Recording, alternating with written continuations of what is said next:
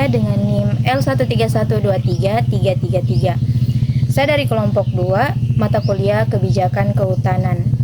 Dengan dosen pengampu, tanpa mengurangi rasa hormat, saya sebutkan namanya, Bapak Insinyur Abdul Rahman Eshut MSI. Baik, langsung saja untuk judul materi kami, yaitu pengelolaan Taman Keanekaragaman Hayati. Artian Taman Keanekaragaman Hayati atau Taman Kehati. Baik, Taman Keanekaragaman Hayati atau Taman Kehati adalah kawasan pencadangan sumber daya alam hayati lokal yang ada di luar kawasan hutan.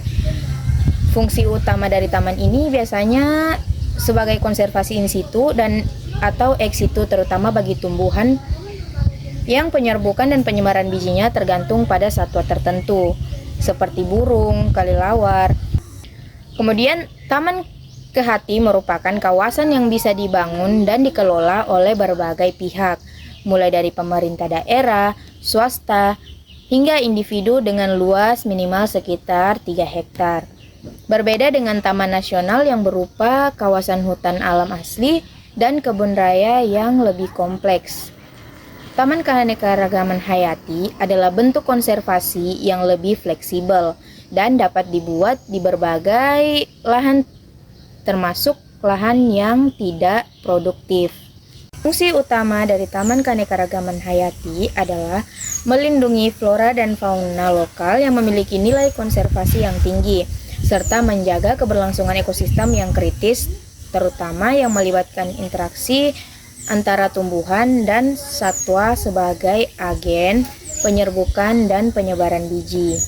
Selain itu, Taman Keanekaragaman Hayati dapat dimanfaatkan sebagai sarana edukasi, ekowisata, dan pelestarian tumbuhan langka atau terancam punah. Selanjutnya ada kebijakan pengelolaan Taman Keanekaragaman Hayati. Pertama, kebijakan pengelolaan Taman Keanekaragaman Hayati ini mengedepankan kolaborasi multi-stakeholder termasuk pemerintah daerah, kelompok adat, LSM, akademisi, dan masyarakat lokal untuk menciptakan program yang dapat diterima dan berdampak positif bersama. Kemudian yang kedua, ada kebijakan peningkatan partisipasi masyarakat melalui edukasi, pemberdayaan dalam budidaya madu, hutan ramah lingkungan, perubahan perilaku masyarakat dari eksploitasi menjadi konservasi, serta pengembangan ekonomi lokal berbasis ekowisata. Dan yang ketiga, implementasi kebijakan ini dilakukan bertahap dengan rencana aksi yang sistematis dari inventarisasi, pemetaan, pembibitan, dan penanaman tanaman endemik, serta pengembangan fasilitas pendukung konservasi. Selanjutnya ada beberapa program pengelolaan Taman Keanekaragaman Hayati. Pertama, pada tahun 2020, inventarisasi flora fauna endemik, edukasi masyarakat, penguatan kelembagaan lokal. Kemudian yang kedua, pada tahun 2021, MOU konservasi dengan pemerintah membangun fasilitas pembibitan, inovasi budidaya madu dengan batang palem, Proklim atau program kampung iklim. Kemudian yang ketiga, pada tahun 2022, ada integrasi konservasi dalam kurikulum SD dan SMP. Kemudian yang terakhir ada perluasan Proklim dari 5 desa menjadi 22 desa binaan peningkatan kemitraan lintas 2023 sektor. Adapun jenis-jenis keanekaragaman hayati. Baik, jenis-jenis keanekaragaman hayati dibagi menjadi 3 kategori utama. Yang pertama, keanekaragaman genetik. Variasi gen dalam satu spesies yang memungkinkan adaptasi dan perkembangan spesies tersebut. Kemudian yang kedua, ada keanekaragaman spesies.